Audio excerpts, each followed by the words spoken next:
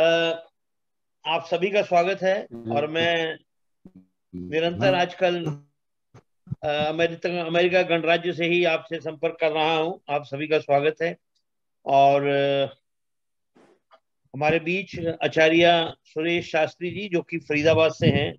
और हमारे उसमें जब हम अपना सत्संग चलाते थे शुक्रवार का, उसमें आप कई दफा हमारे बीच में आए।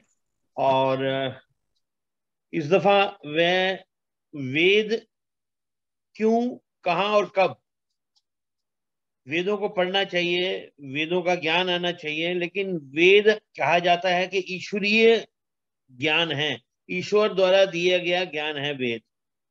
तो ये किस प्रकार से हमारे पास आए, लिपियों में कैसे आए, ये पुस्तकों में कैसे आए, ये एक थोड़ा सा ये वाला जो मैटर है बिल्कुल अनक्लियर सा है, कईयों में डाउट है कई कई तरह के। तो आज उनका भी करेंगे। और मैंने उन्हें उनसे विशेष कहा है कि क्योंकि आज जन्माष्टमी है, योगेश्वर श्री कृष्ण का जन्म दिवस, तो उस पे भी 5-7 मिनट बोल के फिर अपने टॉपिक पे हम आएंगे। तो अब आचार्य जी आपके माध्यम से वहीं से अगले 45 से 50 मिनट तक ये कार्यक्रम चलेगा। प्लीज। ओम यतो यतः समीहसे ततो नो अभयं कुरु शन्नः कुरु प्रजाभ्यो अभयं नः पशुभ्यः। सम्माननीय अधिकारी वृंद, भद्र पुरुषों, वंदनीय मातृशक्ति, वैसे तो आज योगेश्वर श्री कृष्ण का जन्मोत्सव सारा हिंदू समाज मना रहा है। आज के आपके सत्संग में मेरा विषय निर्धारित किया है विश्व को वेद का ज्ञान कब और कैसे। परंतु अभी मुझे थोड़ा सा निवेदन किया सम्मानीय सहगल जी ने कि भगवान श्री कृष्ण के संबंध में भी कुछ समय चर्चा कर लें, पश्चात मैं उस विषय को भी रखूंगा। मुझे केवल समय का भान करा दें, कितनी देर तक बोलना है? 45 मिनट, 45 मिनट। ठीक है जी, 7:08 हुए हैं, मैं करता हूँ अपना। ठीक है जी, 7:50 पे खत्म। बिल्कुल बिल्कुल ठीक है। तो मैं निवेदन करूं पहले, आज के परिप्रेक्ष्य में जिसमें सारा विश्व समुदाय, आर्य जाति और जो हिंदू कह के अपने आप को गौरवान्वित होते हैं, वह योगेश्वर श्री कृष्ण, भगवान श्री कृष्ण, जिसको महर्षि स्वामी दयानंद सरस्वती ने आप्त पुरुष कहकर पुकारा। और आप्त पुरुष का उन्होंने अर्थ बताया जिसके जीवन में जन्म से लेकर मरण पर्यंत और पैर के नाखून से लेकर चोटी तक, सर की चोटी तक, कोई भी अवगुण या कोई भी इस प्रकार का कोई कृत्य ना हो जिस पर कुछ कहा जा सके, उंगली उठे। यानी संपूर्ण रूप में बहुत ही शुद्ध, चरित्रवान, योगी, साधक, नीतिवान, जितने भी विद्याएं हो सकती हैं सब प्रकार की, जिसको आप सब समाज ने 16 कला युक्त माना, उन भगवान श्री कृष्ण का जन्म दिवस आज मना रहा है विश्व समुदाय।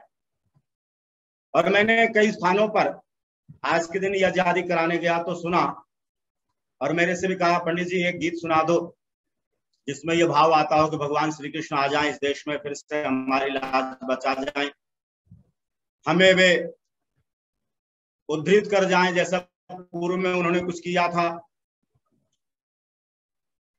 किसी को बुलाने से पहले उसके बुलाने की तैयारी करनी होती है। एक साधारण सा व्यक्ति भी यदि हम अपने घर बुलाते हैं, कोई नेता बुलाते हैं, कोई पार्षद बुलाते हैं, तो थोड़ी सी तैयारी करते हैं। आप तो बहुत बड़े योद्धा को बुला रहे हैं, उस व्यक्ति को बुलाना चाहते हैं, अपने गीतों के माध्यम से आह्वान करना चाहते हैं जिन्होंने धर्म की रक्षा की और वेद के एक मंत्र को, जिनका हम आर्य लोग पाठ करते हैं प्रतिदिन हवन के पश्चात, यज्ञ की प्रार्थना बोलने से पहले, तेजोसी तेजोमयि धेहि, वीर्यमसि वीर्यमयि धेहि, बलमसि बलमयि धेहि, ओजोस्योजोमयि धेहि, मन्युरसि मन्युमयि धेहि। वह भगवान श्री कृष्ण इन मंत्रों को अपने जीवन में सार्थक करते हैं। और कैसे सार्थक करते हैं? तेज इतना, प्रताप इतना, ओज इतना, सहन शक्ति इतनी कि जिसको कोई पराकाष्ठा नहीं। इतना अधिक तेज, इतना अधिक बल, और हम निर्बल हुए पड़े हैं। आप देखें, उनके तेज के रूप को देखकर दुर्योधन कांप गया था, जिसको दूसरे लोगों ने प्रचलित कर दिया कि 3 लोक दिखा दिए उन्होंने। वो 3 लोक नहीं थे, उनका वह तेज था जिसके समक्ष दुर्योधन को पसीना छूट गया। वह अपने आप को बहुत कमजोर मानने लगा और तुरंत उसने जो है ना उस जिद को छोड़ दिया कि मैं तुमको बांधूंगा, जंजीरों में जकड़ना चाहता हूं। और इसके अतिरिक्त सहन शक्ति का रूप देखें, सहन शक्ति कितनी है। कोई अनेक बार गालियां दे रहा है, शिशुपाल का नाम सब जानते हैं, वह उसकी गालियों को या उसके द्वारा किए गए अपमान को सहन करते रहते हैं।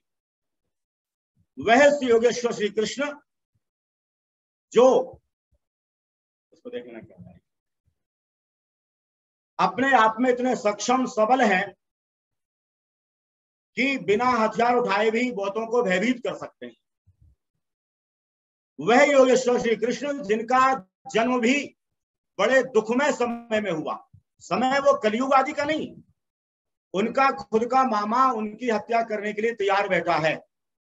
उनके माता पिता को जन्म से उनके पूर्व ही जेल में बंद कर दिया है, और उनके पूर्व उत्पन्न हुए भाइयों का वध हो चुका है। किसके द्वारा? सगे मामा के द्वारा। कितना वेदना युक्त स्थिति में वो रहे होंगे, और लोगों ने चमत्कार मान करके कह दिया कि उनका जन्म हुआ तो ताले खुल गए, जंजीरें खुल गई, द्वारपाल सो गए। अरे भाई, उन द्वारपालों को भी मुझे लगता है कि दया आई होगी कि हमारे समक्ष 7 बच्चों का जो है ना यहाँ पर वध किया जा चुका है, कम से कम एक को तो बचा लो, तुम्हारे खाते में पुण्य जुड़ जाएगा। उसको बचाने की व्यवस्था की और वैसी नीतियां बनाकर उसको कारगर किया, लेकिन हम उसको चमत्कार मान करके बैठ गए। मैंने कहा देखो, भगवान श्री कृष्ण नहीं आएंगे, क्यों? उन्होंने तो इन मंत्रों को अपने जीवन में उतार लिया। तेज है, बल है, ओज है, मन्यु। हाँ, मन्यु की बात करना चाहूंगा थोड़ी देर में। मन्यु क्या है आप समझें। एक होता है क्रोध। क्रोध का अर्थ है बिना बात अनायास यूं ही आ जाना, अपने मन जैसा कुछ नहीं हो सका, हम चाहते थे वो नहीं बन सका, जो करना चाहते हैं वैसी स्थिति नहीं हो पा रही है, तो क्रोध आ रहा है। यानी अपने स्वार्थ पूर्ति के लिए, अपनी मनोदशा को पूरित करने के लिए। लेकिन मन्यु कहते हैं विचार पूर्वक, विवेक पूर्वक। 99 बार गाली सुन ली किसी की, लेकिन अब विवेक पूर्वक क्रोध किया कि बेटा मैंने कह रखा था जिस दिन 100 पूरी हो जाएंगी मैं तेरा सर तुझसे अलग कर दूंगा, और सुदर्शन चक्र को प्रहार करने के रूप में प्रयोग किया, और उसका सर भरी सभा में, यहाँ कौरव और पांडव दोनों बैठे हुए, भीष्म पितामह, द्रोणाचार्य, कृपाचार्य सभी बैठे हुए हैं, लेकिन किसी बलशाली व्यक्ति की हिम्मत नहीं पड़ी कि इस कृत्य को रोकते हुए रोक सकें या उसका विरोध कर सकें। क्यों? यह है तेज, यह है ओज, यह है सामर्थ्य, यह है बल। अभी हम इन मंत्रों का, मैं क्षमा चाहता हूं आपको, थोड़ा सा अगर ऐसा लग जाए तो व्यतीत ना हो। हम प्रतिदिन पाठ कर रहे हैं, लेकिन हमारा तेज, हमारा बल, हमारा सामर्थ्य कहाँ है? हम तो इतने कमजोर और निर्बल हो चुके हैं, अपने घर में भी हो रहे बुरे कार्य का विरोध नहीं कर पाते। विरोध करना तो अलग, अपनी भाषा में सटीक शब्दों में समझा भी नहीं पाते, और हम सहन कर जाते हैं, चुप रह जाते हैं। यहाँ पर 100 में भली दही कह लो कि हम सहन कर रहे हैं, हम देख रहे हैं समाज में तांडव हो रहा है, अत्याचार हो रहा है, बहुत कुछ हो रहा है, हम 100 को सार्थक किए बैठे हैं। ऐसा नहीं, मन्यु का प्रयोग करना होगा। यदि श्री कृष्ण की जय बोलते हैं, हम सच में उनको नीतिमान योगी मानते हैं, नहीं तो दूसरों के तरीके से हम भी, हमारे आर्य समाज के मन से गाया जा रहा था कृष्ण मुरारी आजा, भारत के रखवारी आजा। मैंने कहा भैया तुम बुलाना चाहते हो उपदेशक जी, पहले सुनो तो सही। अगर वो कह दें कि मैं आ रहा हूं तो तुम्हारे घर में गऊ है क्या?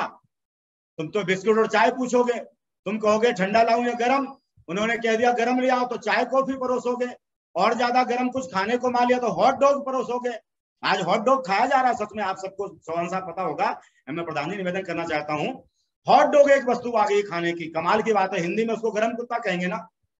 आश्चर्य की बात है, कृष्ण को बुलाना चाहते हो, दयानंद का आह्वान कर रहे हो, लेकिन एक भी व्यवस्था वैसी नहीं है। और तो और मैं बड़े कटु शब्दों में कहना चाहता हूं आज के दिन, पुरजोर शब्दों में, कि हम अपने घर में चक्र सुदर्शनधारी श्री कृष्ण भगवान का चित्र भी नहीं लगा सके आज तक। कई घरों में मिलेंगे तो या तो बांसुरी वाला या राधा के साथ खड़ा हुआ, मंदिर में मूर्ति भी वही, लेकिन हम ये नहीं कह सकेंगे कि रुक्मणी के साथ लगाओ। एक जगह कीर्तन हो रहा था, आप भी आना संग में राधा जी को लाना, है ना। मैंने कहा बिल्कुल गलत बोल रहे हो, या तो कहो मामी जी को लाना, या फिर सीधे पत्नी को बुलाते हो उनकी अर्धांगिनी तो रुक्मणी जी को लाना, है ना। और आके कहो कि आके सुदर्शन चक्र घुमाना मेरे भारत में, ताकि कम से कम पाप का नाश तो हो, दुराचारियों का विनाश तो हो। परित्राणाय साधु नाम विनाशाय च दुष्कृताम। आप देखिए एक मंत्र है वेद का जिसमें कहा गया है, इंद्रम वर्धंतो अप्तुरः कृणवंतो विश्वमार्यम अपगनंतो अरावणः। इसका संक्षिप्त अर्थ बता रहा हूं, इंद्रम वर्धंतो, है ना, अच्छे लोगों की वृद्धि करो, यानी साधु सज्जन लोगों को बढ़ाओ, उनका सम्मान करो। कृणवंतो विश्वमार्यम, संसार को आर्य बनाओ अपने गुणों से, अपने क्रियाशीलता से, वैचारिकता से, अपने हर प्रकार के ओतप्रोत से। और कहा अपगनंतो अरावणः, जो दुष्ट जन है उनका अपगनन यानी हनन करो, उनको दूर रखो, है ना। लेकिन हमारे यहाँ अजी वही लोग, अरावण लोग ही, यानी असामान्य लोग ही सम्मान पा रहे हैं, केवल किसी पद के कारण या किसी और, मैं क्षमा चाहता हूं, लेकिन हम साधु का सम्मान नहीं कर पाते। तो कैसे भगवान श्री कृष्ण का श्लोक सार्थक होगा, पर जिसका अनुवाद भगवान श्री कृष्ण ने गीता में किया, इस मंत्र को साक्षात किया क्या, परित्राणाय साधु नाम विनाशाय च दुष्कृताम, यानी साधुओं की रक्षा करो, दुष्टों का विनाश करो। यही तो मंत्र ने कहा अथर्ववेद में, अपघ्नंतो अरावणः इंद्रम वर्धंतो अप्तुरः कृणवंतो विश्वमार्यम। तो देखिए जी, मैं निवेदन करना चाहता हूं बहुत विनीत शब्दों में, यदि श्री कृष्ण की जय बोल रहे हैं, योगेश्वर श्री कृष्ण के गीत गा रहे हैं, उनको आप्त पुरुष कह रहे हैं, और वह देदीप्यमान नक्षत्र मान रहे हैं जिनको भगवान कहकर पुकारा गया, और मैं खुले शब्दों में कहूं, मैं भी उनको भगवान मानता हूं। आप ऐसा मत सोचना कि आर्य समाज का उपदेशक शास्त्री ऐसा क्यों कह रहा है। भगवान कोई बड़ी बात नहीं है। भग ऐश्वर्य धातु से भगवान शब्द बनता है, जिसका ऐश्वर्य बहुत विशाल है, जो समाज में छाया हुआ है अपने ओज से, तेज से, बल से, सहन शक्ति से, मन्यु से, उसको भगवान कहा जा सकता है। आज भी यदि कोई अच्छा व्यक्ति हमें सामने मिल जाए जिससे हम प्रभावित हैं, प्रतिष्ठित हैं, तो क्या कहते हैं, आओ भगवान। इसका मतलब ईश्वर तो नहीं हो गया ना। ईश्वर केवल एक है जिसका नाम ओम है मुख्य, जो सृष्टि का कर्ता धर्ता संगर्ता सब जीवों के कर्मों का फल देने वाला है। लेकिन भगवान कोई भी हो सकता है। इसलिए भगवान श्री कृष्ण, योगेश्वर श्री कृष्ण, नीतिमान श्री कृष्ण और ब्रह्मचारी श्री कृष्ण, गृहस्थ में रहते हुए भी ब्रह्मचर्य का कितना पालन किया, इसका एक अद्वितीय अनुपम उदाहरण है। रुक्मिणी कहती हैं, भगवान गृहस्थ जीवन के सार्थकता को प्राप्त कब करेंगे हम। वो कहते हैं कैसी, बोले एक संतान गृहस्थ की होनी चाहिए। बोले ठीक है, आप संकल्प धारण करो कि 12 वर्ष तक मेरे साथ बहुत संयम पूर्वक तपस्या करोगे। और आपको मैं बता दूं, आपको पता भी होगा, जिसको आज बद्रीनाथ कहकर पुकारा जाता है, वहां पर जाकर के योगेश्वर श्री कृष्ण ने तपस्या की थी। जो बद्री का अर्थ होता है बेर, वहां बेर आदि खा करके अपने ब्रह्मचर्य बल को बढ़ाया, और 12 वर्ष की तपस्या के पश्चात एक पुत्र उत्पन्न हुआ, जिसके उत्पन्न होने पर जो शिला पर गिरा यानी पत्थर पर, और पत्थर के भी 2 टुकड़े हो गए थे, और इतना उसमें भी ओज, ऐसी आभा, ऐसी प्रतिभा थी। भगवान श्री कृष्ण बहुत बड़ी आयु के योगे, और उनका पुत्र प्रद्युम्न मात्र 24 वर्ष का बालक, लेकिन दोनों पिता पुत्र साथ आते हैं, तो रुक्मिणी भी मंत्र मुग्ध हो जाती हैं, और धीरे से असमंजस की स्थिति में शंका वाली दृष्टि से देखती हैं भगवान श्री कृष्ण की ओर कि तुम दोनों में से कौन पति और कौन पुत्र है। तब योगेश्वर श्री कृष्ण थोड़ा सा मुस्कुराते हैं, उनकी मुस्कुराहट से पहचान बनती है, और रुक्मिणी मानती है कि ये मेरे पति हैं और ये मेरा पुत्र है। ये समानता है। आज भी हम कहते हैं ना, बेटा किस पर गया है, बेटी किस पर गई है, माता पर या पिता पर। अरे भाई, वो ये संयम होगा, वो विचारधारा होगी, पहले से आवाहन होगा, थोड़ा सा तप होगा, तो माता की या पिता की शक्ल वाला नहीं बल्कि गुण वाला भी बनेगा, परिवार की परंपरा को निभाने वाला भी बनेगा, और योगेश्वर श्री कृष्ण की जय बोलने वाला भी बनेगा। अभी तो भगवान श्री कृष्ण ने बिल्कुल मना कर दिया। मैं व्यंग में कहूं, मैंने फोन करके पूछा, भगवान आ जाओ, बोले नहीं आ सकता। एक कारण तो मैंने बता दिया, दूध मिलेगा नहीं, माखन मिलेगी नहीं, है ना, गर्म ठंडा पूछोगे, ठंडा मैंने कह दिया तो ठंडा ही नहीं मिलेगी, तुम तो जो है ना थम्स अप या पेप्सी या कोक लाओगे या कुछ और ला सकते हो। देखो एक बात है, जिस व्यक्ति को बुलाना चाहते हो उसके जैसा कुछ तो व्यवस्था कर लो, घर को सजा लो, संभालो, चित्र लगा लो, सोफा सेट ठीक कर लो, जाले साफ कर लो, कुछ तो कर लो। तुम्हारे हृदय में जाले पड़े हुए हैं, तुम भी दूसरों तरीके से बह गए हो, है ना। तो निवेदन करना चाहता हूँ क्षमा याचना पूर्वक कि गीत गाने का लाभ केवल तभी है जब कोई एक गुण अपना लिया जाए। हम जो है ना, देखिए भगवान कृष्ण ने पूरी नगरी है लेकिन मोह नहीं रखा।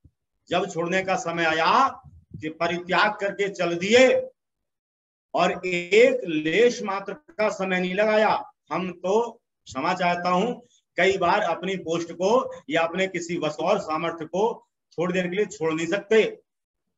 शिष्टाचारी बहुत है हम, योगेश्वर कृष्ण नीतिमान श्री कृष्ण के गीत गाने के लिए कुछ एक गुण, एक विशेषता, एक कोई धर्म, एक कोई मर्यादा, एक कोई परंपरा अपनानी पड़ेगी, तब जय बोले के अधिकारी बनेंगे। नहीं तो हम केवल और केवल मखौल कर रहे हैं, दूसरे लोग नचा करके कर रहे हैं, लिलहार बता के कर रहे हैं, चूड़ी बेचने वाला बता के कर रहे हैं, हम उसका विरोध भी नहीं कर पाए। इसलिए मैं क्षमा चाहता हूं, थोड़ा समय मैंने लिया उनके लिए।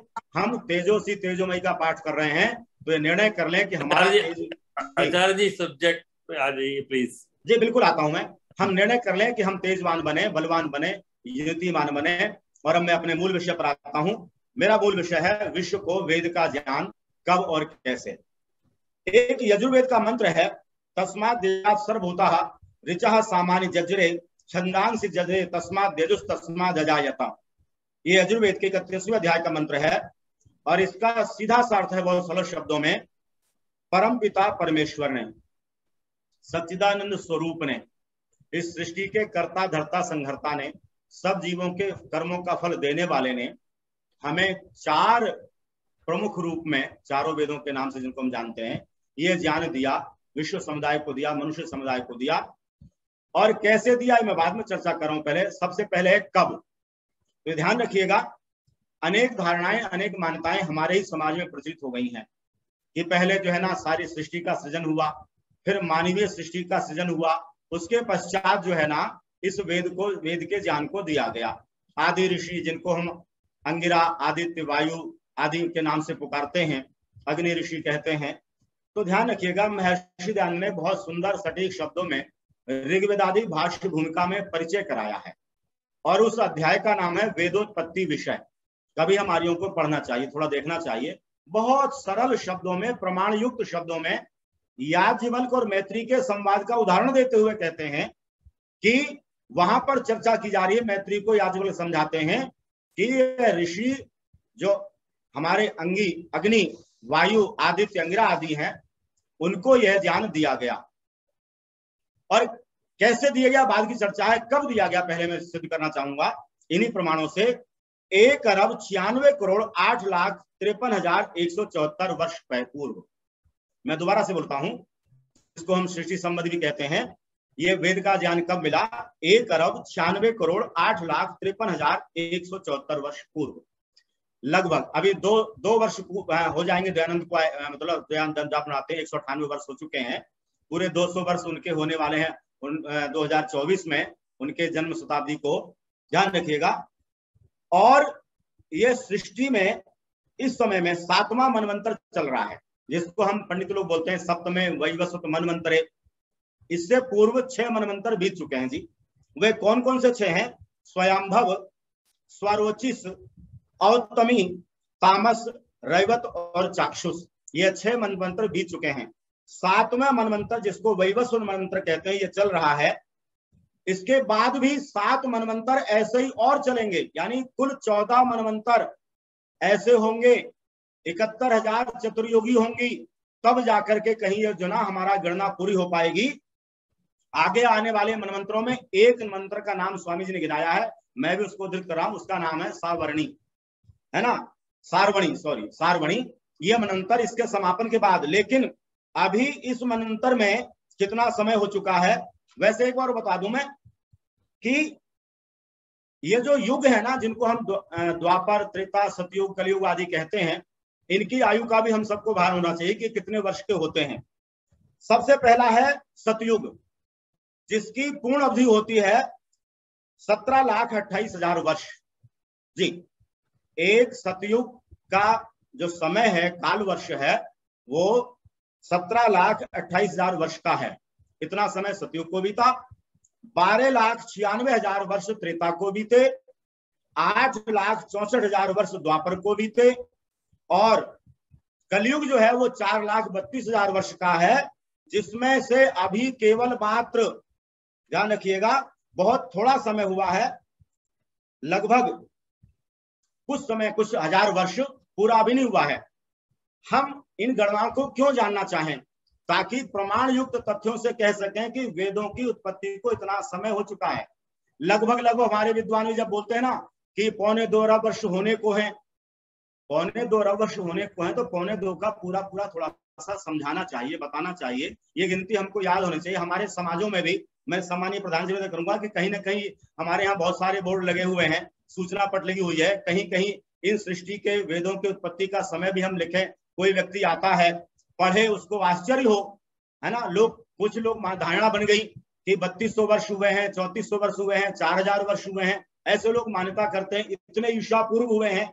अरे हम खुल करके प्रमाण युक्त शब्दों में कह सकते हैं, महर्षि दयानंद की भाषा में कह सकते हैं, उस पुरोधा के शब्दों में कह सकते हैं, जिसने 17 वर्ष विष पिया, जिसने अनेकों कष्ट झेले, जो इस दुनिया को बताने के लिए आया गुरु बिरजानंद से गुरु को पा करके कि वेदों की उत्पत्ति को कितना समय बीत चुका है और कितना समय अभी सृष्टि को बाकी है।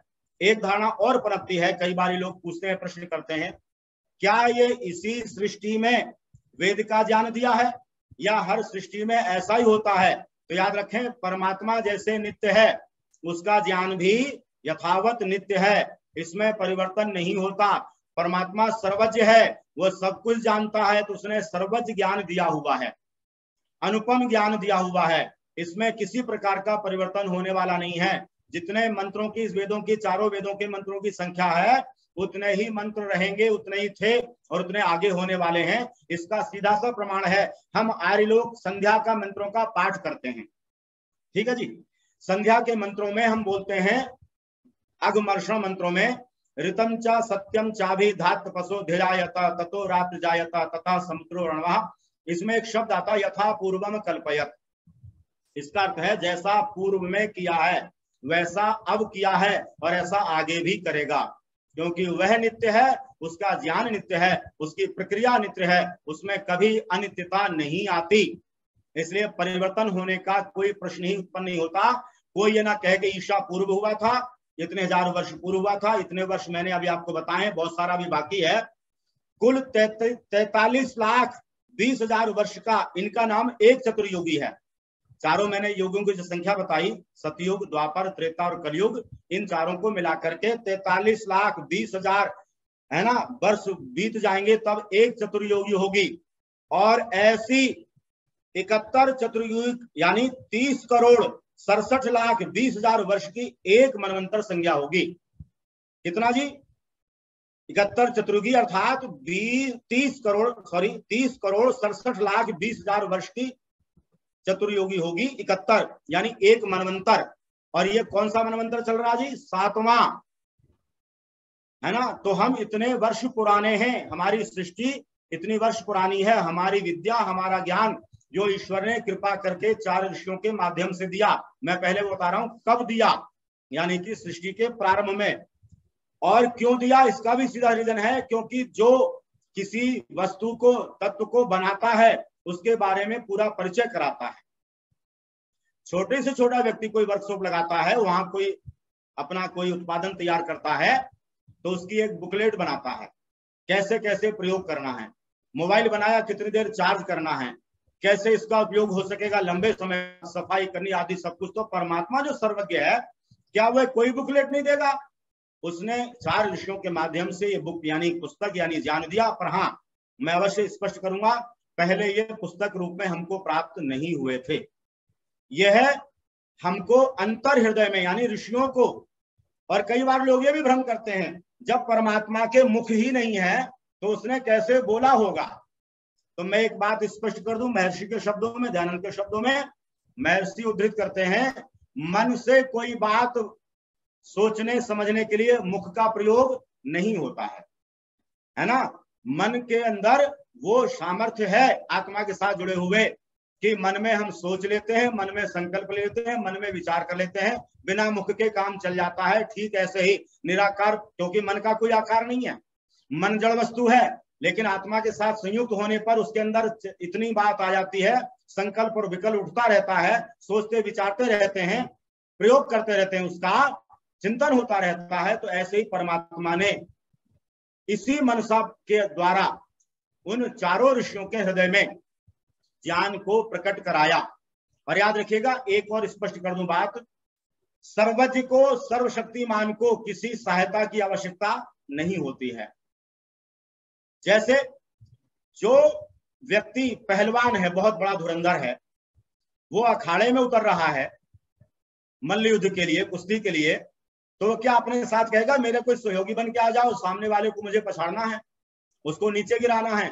वो अपने आप में इतना भरोसा किए हुए है कि मैं अकेला ही स्वयं पर्याप्त हूं। तो परमेश्वर को पूर्ण विश्वास है कि मैं सर्वज्ञ हूं, मैं स्वयंभू हूं, मैं सृष्टि का कर्ता धर्ता हूं, और मेरा तो बहुत छोटा सा सामर्थ्य लगेगा किसी के हृदय में यह ज्ञान प्रस्फुटित करने में। और किसके हृदय में? वह तपस्वी आत्माएं जो मोक्ष की अधिकारिणी हो चुकी थी। और कई बार यह भी प्रश्न उठा, ऋग्वेदादि भाषा में आया है कि उन्हीं को दिया, ये ईश्वर का पक्षपात नहीं है? तो स्पष्ट सुनिएगा, ईश्वर चुनता है उन मोक्ष में गई आत्माओं को जिनमें जो सर्वश्रेष्ठ हैं, वहां भी ये गुण होगा, निश्चित रूप से स्पष्ट होगा। उन्हीं का चयन करके उनको हृदय में यह ज्ञान प्रकट कराता है। कालांतर में धीरे धीरे धीरे धीरे चलते हुए श्रुति कहलाए। श्रुति यानी एक दूसरे से सुन करके दूसरों को सुनाया जाता रहा, और बहुत लंबे काल तक इनको श्रुति के रूप में प्रयुक्त किया। लेकिन हमारी बुद्धि जब कमजोर होती गई, तब इसको लिपिबद्ध करना पड़ा, पुस्तक के रूप में करना पड़ा, और आज हम इसको पुस्तक के रूप में देखते हैं। पर विडंबना यह है, कई आर्यों के घर में, हम लोगों के, धुरंधर लोगों के घर में भी वेदों का मिलना मुश्किल होता है। बड़े गर्व से ड्राइंग रूम में, किसी कक्ष में या प्रवेश के आसपास भी रखना चाहिए। हमारे मंदिरों में तो होते हैं, लेकिन घरों में भी, घर में एक मंदिर है, वहां भी हो, और गर्व से किसी आने वाले अतिथि का परिचय कराएं। ये ऋग्वेद है, आदि ज्ञान, जिसमें ज्ञान कांड है, ज्ञान की सारे तथ्य हैं। दूसरा यजुर्वेद है, और मंत्र संख्या भी साथ में बताएं, अगर याद होगा तो, कि ऋग्वेद में 10,000 कुछ मंत्र हैं, 562, या यजुर्वेद में जो है ना 1975 मंत्र हैं, सामवेद में 1875 मंत्र हैं। और इनका विषय क्या है, हमको यह भी भान होना चाहिए। और मैं क्षमा चाहता हूं, जो जितने बड़े पद पर है उसको उतनी ज्यादा जानकारी होनी चाहिए, मेरी बात को अन्यथा भाव से ना लें।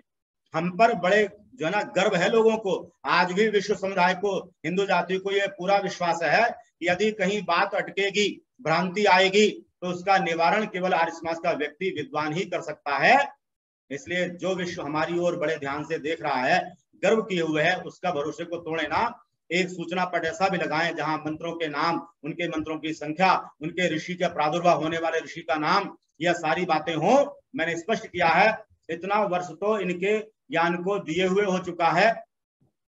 और कैसे दिया, उसका निरूपण सीधा सा एक ही शब्द है कि सर्वज्ञ परमेश्वर को, सर्वशक्तिमान ईश्वर को किसी तथ्य की या किसी वस्तु की, किसी और सहायता की, या किसी प्रकार के ध्वनि आदि पहुंचाने वाले यंत्र की, या किसी प्रकार से, जैसे आज वर्तमान में चल गया कि यहाँ से अजय जी बैठे हैं अमेरिका में, वहां से सुन रहे हैं, ऐसे किसी यंत्र की आवश्यकता नहीं है। सर्वज्ञ का तात्पर्य ही यही होता है, जो चेतन आत्मा को, क्योंकि आत्मा भी सच्चित है और परमात्मा भी सच्चित है, एक डिग्री उसके पास ज्यादा है आनंद की, जिसकी प्राप्ति के लिए हमें प्रयास करना होता है। तो वह सच्चित सत्ता, चेतन सत्ता में उसका प्रक्षेपण अपनी शक्ति से करता है। ध्यान रखिएगा, अपनी शक्ति से। और कौन शक्ति? वह सर्वशक्तिमान, वह न्यायकारी दयालु परमेश्वर, उसको किसी की सहायता की आवश्यकता। मैंने एक छोटा सा उदाहरण भी देने का प्रयास किया है, अन्य कैसे उदाहरण आप भी बना सकते हैं। तो ये इस प्रकार की व्यवस्था है परमेश्वर के ज्ञान देने की। अभी जो हम कहते हैं 1.25 वर्ष हो चुका है, और इससे ज्यादा समय शेष है। बहुत से लोग निराशावादी बातें करते हैं, क्योंकि वेद का ज्ञान नहीं सुना, वेद का ज्ञान नहीं पढ़ा, या स्वाध्याय नहीं किया, कहते हैं जी प्रलय हो रही है ना, जल कम हो रहा है, या ये हमारी अपनी व्यवस्थाओं के कारण सारे की सारी अव्यवस्था हो रही है, क्योंकि मनुष्य अपने स्वार्थ के अनुसार सब कुछ चलाना चाहता है, अपने भोग साधन बढ़ाने के लिए प्रकृति का दोहन करता है और फिर कहता है कि प्रकृति में वस्तु कम हो रही है। याद रखिएगा, प्रकृति में कोई वस्तु कम नहीं होगी, अभाव नहीं होगा, हमारी अपनी पहुंच वहां तक ना हो सकेगी, क्योंकि हमने अति साधन युक्त होकर के साधना छोड़ करके इस विडंबना को, इस परिस्थिति को उत्पन्न किया है। इसका और कोई कर्ता धर्ता नहीं है। आज भी मनुष्य समुदाय अगर ये धारणा बना ले कि हम सृष्टि के सुख को प्राप्त करना चाहते हैं, परमेश्वर की व्यवस्था का लाभ लेना चाहते हैं, तो हमें परमेश्वर के दिए हुए ज्ञान के अनुसार आचरणवान और कृत संकल्प होना होगा। क्या है ऋग्वेद में? ऋग्वेद में यही तो है कि मनुष्य तुम्हारा जीवन पद्धति, शिष्टाचार, सदाचार, तुम्हारी अपनी उपासना पद्धति, तुम्हारे अपने कर्तव्य बोध तुमको कैसा होना चाहिए, जिससे कि तुम विवेक पूर्वक कर्म करते हुए मोक्ष पद को प्राप्त कर सको। हम तो घाटे का सौदा कर रहे हैं प्रधान जी। दयानंद से पूछा गया कि मनुष्य का जन्म क्यों हुआ, वह कहते हैं मुक्ति की प्राप्ति के लिए।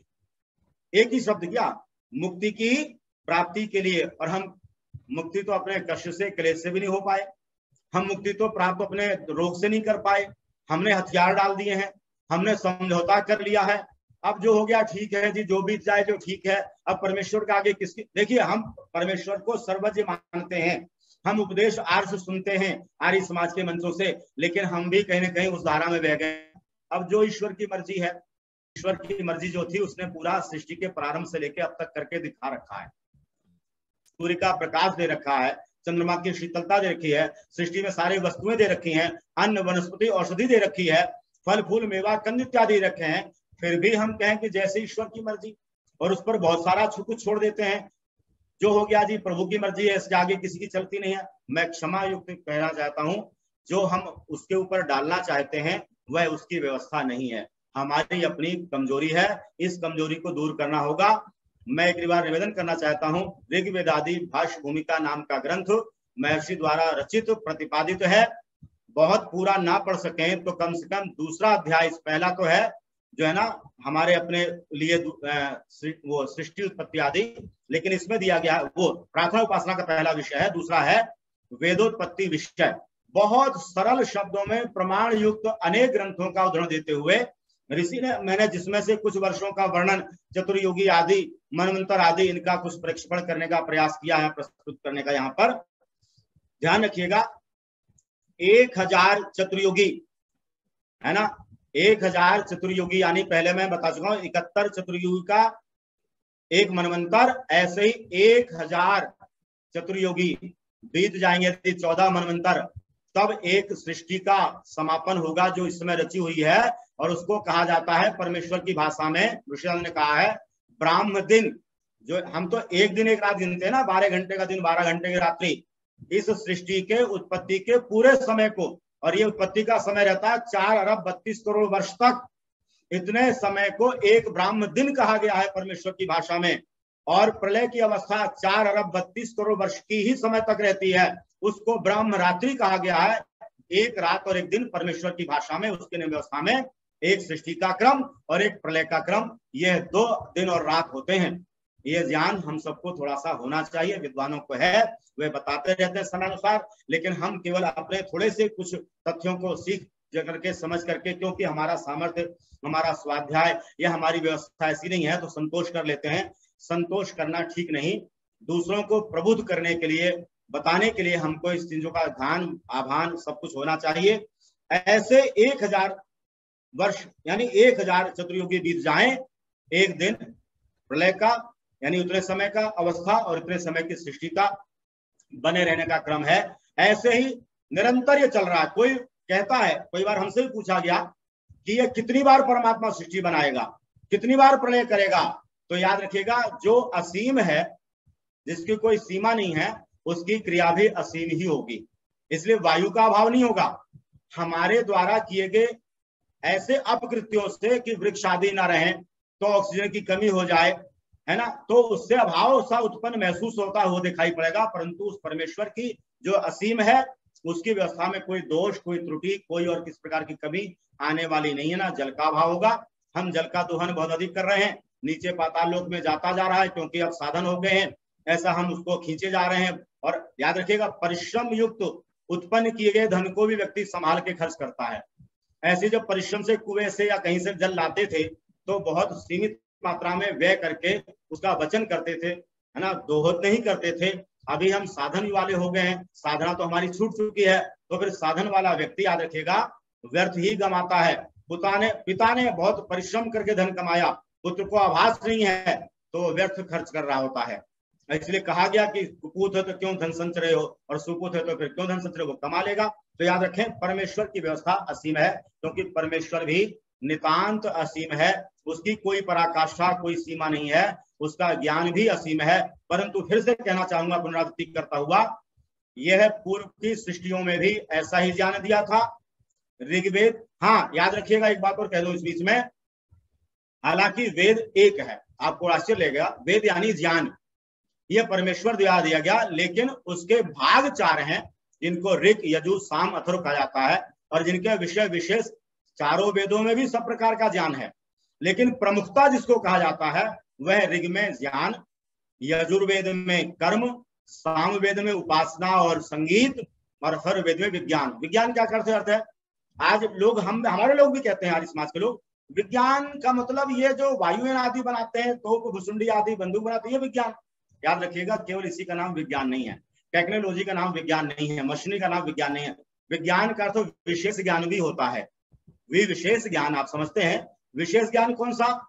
मुझे संसार के क्लेशों से मुक्ति कैसे मिलेगी, मैं मनुष्य जन्म को सफल कैसे बना सकता हूं, संसार में रहते हुए परिवार के लिए, समाज के लिए किन किन साधनों की आवश्यकता है, लेकिन कम से कम समय में अथवा कम से कम वस्तु का प्रयोग करते हुए जिससे कोई अनुपकार ना हो सके, उसका मैं कैसे सृजन कर सकता हूं।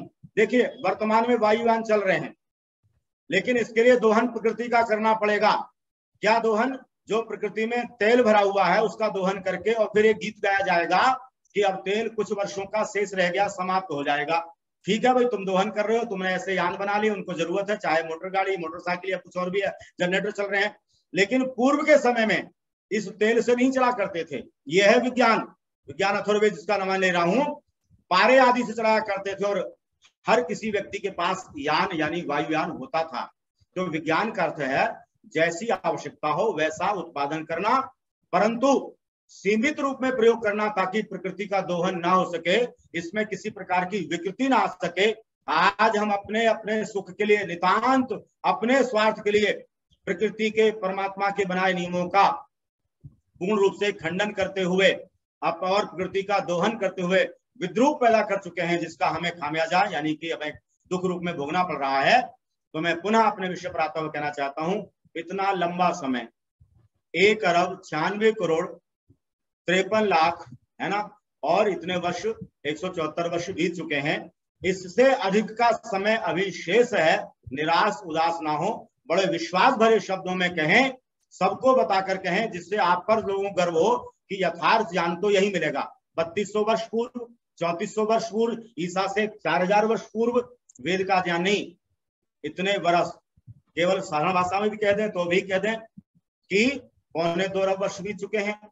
सबसे प्रथम ऋग, द्वितीय नंबर पर, दूसरे क्रम पर यजु, तीसरे क्रम पर साम, और चौथे क्रम पर अथर्व, यानी विज्ञान का विषय हमको प्राप्त हुआ है। और हम जितने गर्व भरे शब्दों में कह सकेंगे, प्रमाण युक्त शब्दों में बता सकेंगे, उतना ही हमारा अपना विषय प्रतिपादित होता हुआ लोगों पर एक अमिट छाप बनाएगा, और इस बात का विश्वास दिलाएगा कि हम आर्य लोग ही सच्चे राह पर किसी को ला सकते हैं, पाखंड से, कुरीति से, अनाचार से बचा सकते हैं, और कृष्ण के गीत गाते हुए अपने आप को हम ठीक रख सकते हैं। मेरा समय समापन की ओर है। आप सभी का धन्यवाद करता हुआ और अपने आप को प्रतिबंधित करता हुआ, क्योंकि समय का अपघात भी नहीं करना चाहता, कुछ ही मिनट शेष है। मेरी घड़ी के अनुसार हो सकता है आपकी घड़ी में कुछ अधिक हो रहा हो या कम हो रहा हो, तो मैं पुनः क्षमा याचना के साथ कि कुछ बातें मैंने ऐसे भी कह दिए हैं जिनमें ये बात आ रही थी कि हम कहाँ पर हैं, क्या हो चुके हैं, अपने आप को फिर से जागृत करना पड़ेगा। सुसुप्तावस्था से संकल्प वाला संकल्पशील बना करके आगे बढ़ना होगा और दुनिया के लोगों को सिद्ध कर दिखाना होगा। आर्य श्रेष्ठ को कहते हैं। श्रेष्ठ वह होता है जो वेद ज्ञान के अनुसार चलता है, वेदों पर विश्वास रखता है, उसके अनुसार कर्म व्यवहार आचरण वाला होता है, ऋषि ध्यान की जय बोलता है, सृष्टि के नियमों का पालन करता है, सृष्टि के क्रम के विरुद्ध नहीं चलता है। इसका सोना जागना उठना बैठना चलना बोलना फिरना खाना पीना सब कुछ वेदों के द्वारा जो ज्ञान मिलता है उसके द्वारा होता है। ये ना किसी को पीड़ित करते हैं ना स्वयं पीड़ित रहते हैं, बल्कि दूसरों की पीड़ा से उनको मुक्ति दिलाते हैं, क्योंकि जो सामर्थ्यवान होगा गुणवान होगा वही किसी को मुक्ति दिला सकता है। आए हम इसमें विश्वास रखते हुए अपने आप को तत्प्रोत करें और आगे जैसा आपका आदेश मिलेगा वैसा मैं करने के लिए तत्पर हूँ। बहुत बहुत धन्यवाद और शुभकामनाएं आज के दिवस की भी। इस अवसर पे ओम शांति शांति शांति। आचार्य जी ने सर्वप्रथम जन्माष्टमी के उपलक्ष्य में 5-7 मिनट का समय लिया। मुझे लगता है कि इतना रुचिकर चल रहा था कि अगर हमारा ये आज के दिन अगर जन्माष्टमी का ही होता तो ज्यादा अच्छा रहता, लेकिन एनी हाउ अगले सप्ताह हमारा जो है वह इसी का विषय है, क्योंकि और इससे पहले वाला भी विषय वही था, तो इसलिए मैंने चाहा कि भाई चलो एक दूसरा कहिए। और आज की एक चीज जो पता लगी है कि क्या आयु है वेदों की, और वेदों को किस तरह से स्वामी दयानंद जी ये चाहते थे कि मन से मन को वेद ट्रांसफर हुए थे। और ये बात सच भी है कि हम कई दफा किसी व्यक्ति को फोन करते हैं, अरे यार आपका फोन तो नहीं आया यार, मुझे लगा ऐसा फोन आया है, हाँ मैं आपको करने ही वाला था। ऐसा बहुत टाइम होता है, मैं अभी आपको याद ही कर रहा था और आप आ गए। तो ये मन से मन की बात होती है कि मैं भी इसी तरह से सोच रहा था। तो कभी कभी ये चीजें मन से मन को ट्रांसफर होती हैं, ये वही ट्रांसफरेशन है और बड़ी लॉजिकफुल बात है। और उसके बाद फिर वो किसी स्टेज पे आके जो है वो लिपिबद्ध हुई और संस्कृत में ही हुई। और जो साउथ इंडिया के लोग हैं वो तो उसको बिल्कुल उसी तरह से पढ़ते हैं जिस तरह से उसका लेखन है। और इसका जो अनुवाद हुआ वो बेसिकली आर्य समाज और स्वामी दयानंद के द्वारा ही हुआ, जो सही अनुवाद था। और उसी चीज को आज हम पढ़ रहे हैं, सुन रहे हैं और करते हैं। तो आचार्य जी का बहुत बहुत धन्यवाद। और जैसा कि हम हर सप्ताह अपने जो हमारे सदस्य हैं, 6 हमारे सदस्य ऐसे हैं जो कि जिनका आज जन्म दिवस है, उसमें बेटा ओजस बिश्निक, ये यूएसए से हमें ज्वाइन किया हुआ है। आप गरिमा जयेंद्र बिश्निक जी के सपुत्र हैं और इनके जो दादाजी हैं डॉक्टर एमपी सिंह जी अलीगढ़ से, वो निरंतर हमें ज्वाइन करके रखते हैं। और उनका जन्म दिवस 13 अगस्त को गया। और उसके बाद अनन्या चौहान, वह लंदन से हमें ज्वाइन किए हुए है और वह बेटी है ज्योति संजय चौहान जी की, और वह ग्रैंड डॉटर है हमारी बहन इंदु चौहान जी की, और वह लंदन से ज्वाइन की हुई है। उसके बाद संजय चौहान जी पूना से, जिनका कि 15 अगस्त को था। आप सपुत्र हैं इंदु चौहान जी के। और हमारे जो चार्टर अकाउंटेंट हैं उनके सपुत्र आरुष मित्तल जी, जो कि दिल्ली साकेत से हैं, उनका 15 अगस्त को जन्म दिवस गया। और उसके बाद निशांत गहरवाल मुंबई से, जो कि हमारे फाउंडर प्रेसिडेंट आनंद चौहान जी के सन इन लॉ हैं, उनका 18 अगस्त को गया। और उन्हीं के पुत्र मास्टर आर्यमन गहरवाल जो हैं वह भी मुंबई से हमें ज्वाइन कर चुके हैं। आप संध्या चौहान आनंद चौहान जी की बेटी हैं, और ये नाना जी हैं आनंद चौहान जी उनके, और निशांत गहरवाल जी, इन दोनों के आप सपुत्र हैं। और मैं चाहूंगा, हाँ जी देखिए आर्यमन हम नजर आ गया है हमें, हम देख पा रहे हैं। और लोग भी जरा मैं एडमिन से कहूंगा कि जो जो लोग हैं अवेलेबल, प्रधान जी आपको आइडिया होगा कौन लोग हैं अवेलेबल जी? ओजस भी ने ज्वाइन कर लिया है, संजय चौहान ने ज्वाइन कर लिया है, और अच्छा, तो निशांत ज्योति आप ले लो उनको जरा। और उसमें जरा ढूंढने में टाइम लगता है जी, 1 मिनट के लिए। देखो आलोक मित्तल जी का बेटा आलोक जी, आपने आपने आरुष आरुष है, इस वक्त अवेलेबल है क्या?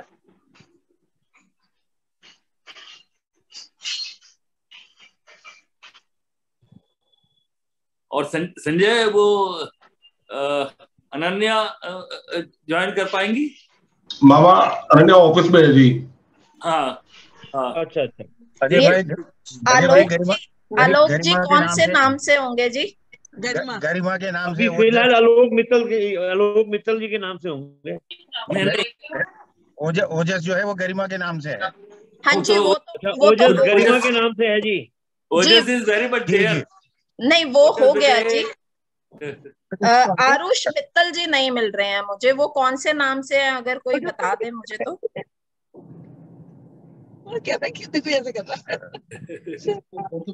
आलोक मित्तल के नाम से मिलेगा वो? नहीं है जी, वो तो मैंने देख लिया। तो बैठा है।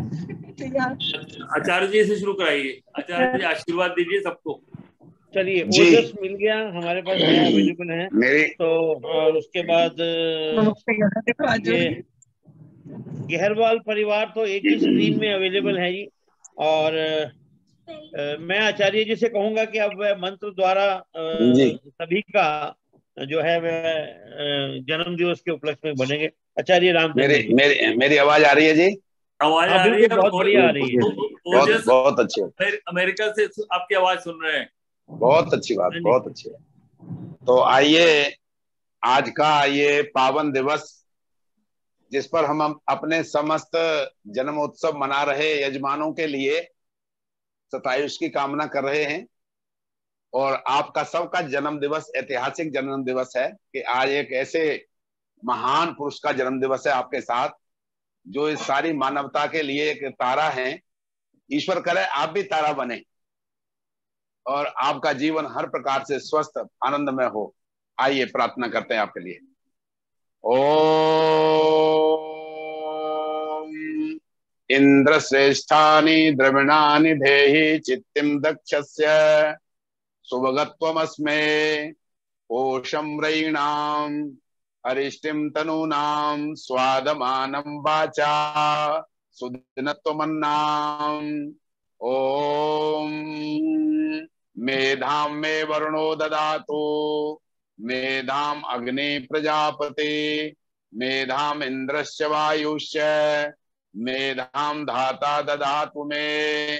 ओम उत्तिष्ठ ब्रह्मणस्पते देवान यज्ञेन बोधय आयु प्राणं प्रजां पशुं कीर्तिं यजमानं च वर्धय। ओम तच्चक्षुर्देवहितं पुरस्तात् शुक्रं चरत पश्येम शरदा शतम् जीवेम शरदा शतम् शृणुयाम शरदा शतम् प्रप्रवाम शरदा शतमदीनास्याम शरदा शतम् भूयश्च शरदा शतात्। परमपिता परमेश्वर की पावन कृपा से आप समस्त जन्मोत्सव मना रहे महानुभावों के लिए ये विशेष मंत्रों का पाठ हो रहा है। इन मंत्रों के द्वारा आपके लिए भगवान से ये विनय की जा रही है कि आपके अंदर गुड हैबिट्स, अच्छी विचारधाराओं का विकास हो, आपकी जो है आयु बहुत अच्छी हो, आपकी हेल्थ बहुत अच्छी हो, आपके थॉट सदा पॉजिटिव हों, आपके जीवन में जैसे भगवान कृष्ण सदा ही यज्ञ के प्रति प्यार रखते थे, अपने संगठन के लिए प्यार रखते थे, अच्छे व्यक्तियों के साथ बैठ करके अच्छी बातें सुनते थे, उसको जीवन में धारण करते थे और फिर उनका जीवन बहुत महान जीवन बना।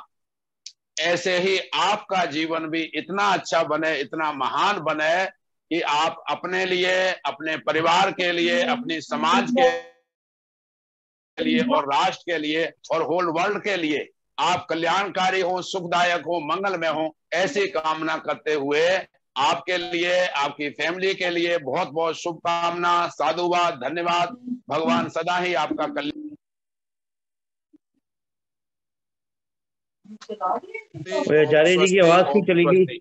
नहीं, चलिए बहुत बहुत धन्यवाद। एक बात मेरे से रह गई, मैं एक नाम लेना था मुझे। अमेरिका के अंदर आर्य समाज न्यूयॉर्क के जगदीश अब्बी जी जो हैं, वे हमारे सदस्य नहीं हैं, लेकिन वो हमेशा हमारे इसमें ज्वाइन करते हैं। इसमें देखिए जरा ज्योति जी, जगदीश अब्बी जी अवेलेबल, जितेंद्र अब्बी जी, सॉरी, उन्होंने आ गया जी, जितेंद्र अब्बी जी अवेलेबल हैं, देखिए उसमें। हाँ, ज्वाइन कर रहे हैं, ज्वाइन किया जी, नमस्ते नमस्ते अजय जी, नमस्ते। स्क्रीन पे लीजिए, इसी हफ्ते इनका जन्म दिवस भी गया है, और आप किसी समय कोषाध्यक्ष थे इसके आर्यप्रतिनिधि सभा अमेरिका के, और बहुत बढ़िया काम यहाँ पे कर रहे हैं। मैं बहुत अच्छी बात, बहुत परम पिता परमात्मा से प्रार्थना करता हूँ, उनके जन्म दिवस पे मैं नहीं पहुंच सका किसी कारण से, लेकिन और पूरे अमेरिका की तरफ से, पूरे विश्व की तरफ से आपकी दीर्घायु हो, और आप इसी तरह से युवा जो हैं, विशेषकर अभिषेक को जिस तरह से आपने ज्वाइन कराया आर्य समाज, और उसके कुछ दादाजी के भी वो थे, और आपने बड़े होके उनको आशीर्वाद दिया, तो आपका बहुत बहुत धन्यवाद। तो अब हम शांति पाठ जो है, एक बार अजय भाई ji, Ojas, you want to say something? अच्छा, हाँ, he is in San Francisco. You want to say anything? Say thanks. Aryaman से पूछो जी, आर्यमन बोल देगा। आर्यमन बोलेगा, आर्यमन बोल देगा। हाँ, नमस्ते, thank you everybody for your blessings. Hindi में बोलिए यार, हिंदी में बोलो। नहीं, हिंदी इंग्लिश एक बात है। नहीं ठीक है, पर फिर भी बोल सकते हैं। आपके आशीर्वाद के लिए बहुत धन्यवाद। बहुत धन्यवाद, थैंक यू, बहुत बढ़िया, बहुत बढ़िया। तेरी आवाज अब जरा जवानों जैसी हो गई है। क्या आवाज में जवानी, बच्चा नहीं ना, थोड़ा बड़ा हो गया। हाँ, चलिए अभी जी कुछ कहना चाहेंगे? 1 मिनट। मैं डिफेंस कॉलोनी के सभी सदस्यों को अपनी शुभकामनाएं प्रकट करता हूं, और बहुत बहुत धन्यवाद आपका मेरे जन्म दिवस की शुभकामनाएं के लिए। उम्मीद है आगे भी ऐसा ही जुड़ता रहूंगा आपके प्रवचनों में। बहुत बहुत धन्यवाद आपका। थैंक यू, आप हमेशा आते हैं, बहुत धन्यवाद, थैंक यू। जी आचार्य जी, शांति पाठ। ओम द्यौ शांतिरंतरिक्षं शांतेः, पृथ्वी शांतेः, रापाः शांतेः, रोषधया शांतेः, वनस्पतया शान्तिर्विश्वे देवाः शांति, ब्रह्म शांतेः, सर्वं शांतेः, शांतिरेव शांति सामा शांतिरेधि। ओम शांतिः शांतिः शांतिः। धन्यवाद जी।